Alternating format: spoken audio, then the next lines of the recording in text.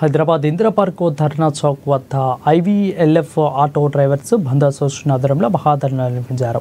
ఈ ధర్నాకు నగర వ్యాప్తంగా కూడా ఉన్న ఆటో డ్రైవర్లు భారీగా తరలివచ్చారు. ఎన్నికల సమయంలో కాంగ్రెస్ ప్రభుత్వం ఆటో డ్రైవర్లకు ప్రతి ఏటా 12,500 రూపాయలు ఇస్తామని హామీని తక్షణమే నెరవేర్చాలని మాజీ చైర్మన్ ఇనాయత్ అలీ బక్రీ డిమాండ్ చేశారు. 3,50,000 ఆటోలు ఊర్ల నుంచి నగరానికి వస్తున్న వాటిని బ్యాన్ చేయడంలో కూడా ప్రభుత్వం విఫలమైందని మండిపడ్డారు.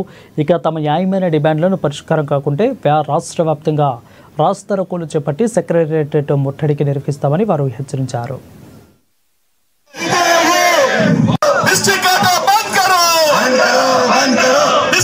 ఈ ధర్నా కోసం total Hyderabad autos drivers already government not more than 200 permission ఇచ్చా. అందుకు నుంచి మేము 200 లీడర్స్ కి పిలిచిన ఓన్లీ ఈరోజు ఫస్ట్ ధర్నా.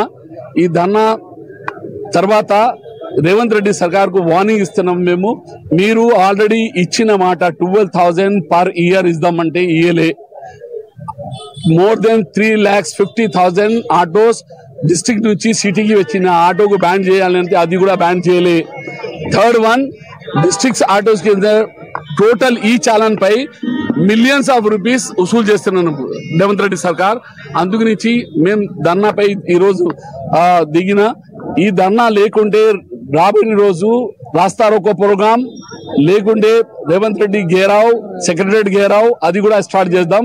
ఆటో డ్రైవర్స్ కి మీరు తక్కువ చేసి చూసి ఆ డ్రైవర్స్ అంటే ఏం చేస్తారంటే ఈ డ్రైవరీ మీకు తీసుకొచ్చిన ఈ డ్రైవరీ తీసి పెడతారా మీకు ఈ రోజు